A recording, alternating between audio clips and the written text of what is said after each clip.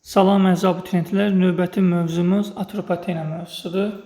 Demək ki, biz bundan öncəki mövzuda 7-4-cü əsrlər mövzusunda toxunmuşduq bu mövzulara, ötəri də olsa.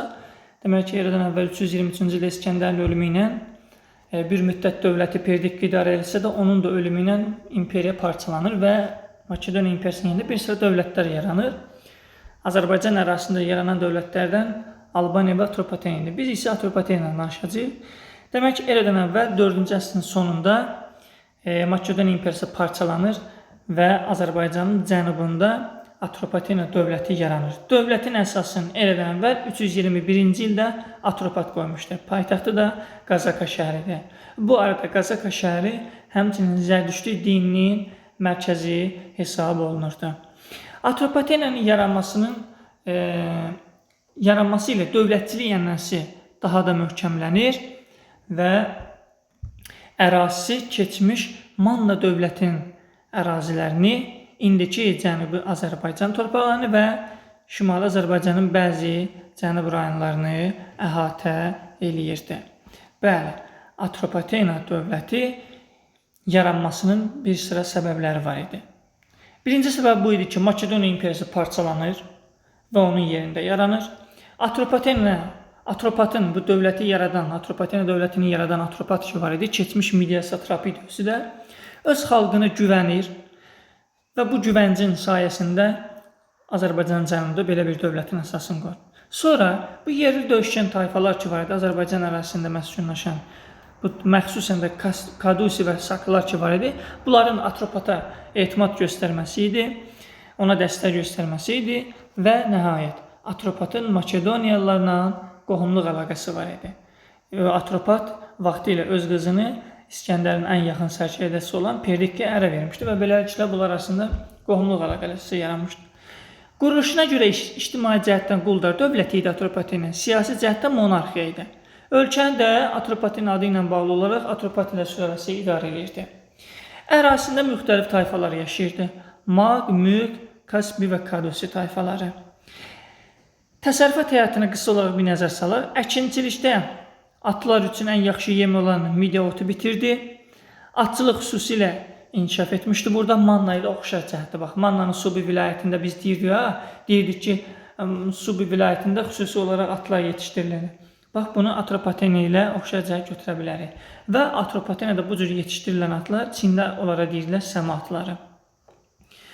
Atropatenanın Fraspa, Fanaspa, Agnazana və Qazaka kimi nəhəng şəhərləri var idi və biz keçid alırıq Atropatenanın yad ellərə qarşı mübarizəsi. Demək ki, eradan əvvəl 223-cü ildə Atropatenanın cənub qonşusu olan Selevki dövləti Atropatenaya hücum eləyir və bu zaman müharibəyə hazır olmayan Atropatena hökmdarı Artabazan təslim olmaq məcburiyyətində qalır və Selevkidən asılı vəziyyət düşür. Ta ki, eradan əvvəl 190-cı ilə qədər. Demək, o zaman şərqə doğru işğalçılıq siyasəti yürüdən Roma ilk dəfə olaraq eramızdan əvvəl 190-cı ildə şərqdə Selevkilərlə toqquşmalı olur. Və baş vermiş Magneziya döyüşündə Romalılar Selevkilər üzərində qələbə qazanır. Və bu döyüşün nəticəsində Selevki dövləti zəifləyir və Atropatena yenidən öz müstəqilliyinə nail olmuş olur. Bundan sonra isə zəifləmiş Selevki dövlətini Parfiya dövləti eradan əvvəl 2-ci əsrin ikinci yarısında neyniyərək öz tərkibinə qatır.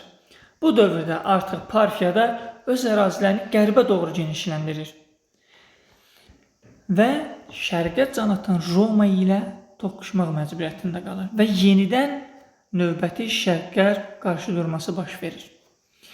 Eradan əvvəl 2-ci əsrin ikinci yarısından başlayaraq Parfiya və müttəfiqi olan Atropatena Romanın Asiyanın içərilərinə doğru irəliləməsinin qarşısını almağa başlayırlar. Çünki Roma şərqə doğru işğalçılığa başlamışdı və bunun qarşısını almaq lazım idi ki, Atropatena və Parfiya birləşmiş qüvvələri Romaya qarşı mübarizə aparacaqlar. Bəli, Atropatenanın Parfiyanın yanında yer almasının səbəbləri var idi. Parfiyalılarla mədəni cəhətdən çox yaxın idilər. Atropatenada Parfiyalılara öz adamları kimi baxırdılar. Romalıların işğal etdiyi ərazilərdə əhali ilə həddindən artıq sərt rəftar etməsi Bu da şərq xalqlarını qorxudur. Ona görə bunlar bir-birinə yaxınlaşırlar. Və eramızdan əvvəl Roma səccədəsi Kras 53-cü ildə şərqə doğru böyük yürüşə başlayır. Və Karra şəhəri yaxınlığında baş vermiş döyüşdə Atropatena və Parfiya birləşmiş qüvvələri Krasın ordusunu məğlub edir, özü də burada həlak olur.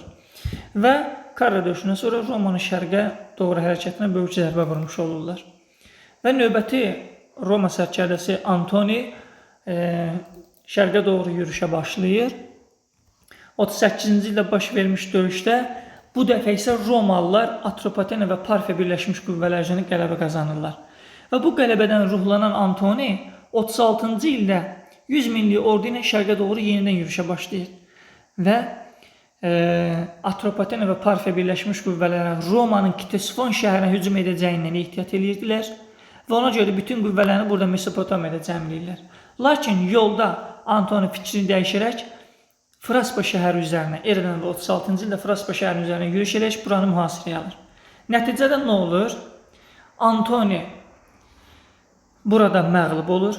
Atropatena və Parfiya qüvvələri tərəfindən məğlubiyyətə uğradılır və 10 minlərlə Roma əsgəri burada həlak olur. Artabaz döyüşdə qələbə münasibəti ilə bayram keçirir. Yəni Fraspa döyüşündən sonra bu qələbə münasibəti ilə bayram keçirdi və Roma legionunun bayraqlarını xalqa nümayiş etdirdi burada. Fraspa qələbəsindən sonra Atropatena ilə Parfiya arasında münasibətlər pisləşir. Bunun səbəbləri əldə olunan qənimətlər idi ki, və bir də Parfiyanı Atropatenanı işğal etmək istəyirdi. Bəli, indi Allah bilir kimə nə qədər çatacağı üstündə bir-birlərinin münasibətləri pozulur. Bu isə Atropatenanın xarici siyasətdə Roma ilə yaxınlaşmasına gətirib çıxarır. Yəni, yavaş-yavaş Atropatena Parfiya ilə uzaqlaşır və keçmiş düşməni olan Roma ilə yaxınlaşmağa başlayır. Artabaz nə edir? Parfiya hücumundan ehtiyat edir və ona görə də Roma ilə yaxınlaşır. Yuli Sezarın varisi ki var idi, Oktavian Avqust ilə diplomatik əlaqələr yaradır və oğlu Ariobarzanı Romaya göndərdi. Ariobarzan da gedir orada Romada 10 il yaşayır, Roma təcrübəsini öyrənir və sonradan Oktavianın köməyi ilə hakimiyyətə gəlir. Ariobarzana Atropatenanın qonşuluğunda olan kiçik Asiyada yaşayan ermənilər üzərində hakimiyyəti verilir, yəni Oktavian tərəfindən. Və Atropatenanın Roma ilə yaxınlaşması nəticəsində Atropatenanın Parfiyadan müdafiə olmaq imkanı yaranır.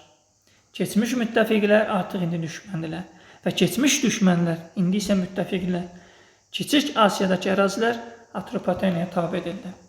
Bu arada bir Roma tarixçisi ki var idi, o deyirdi ki, Ariobarzan cismani gözəlliyi ilə fərqlənirdi, həmçinin mənəvi keyfiyyətləri ilə. İran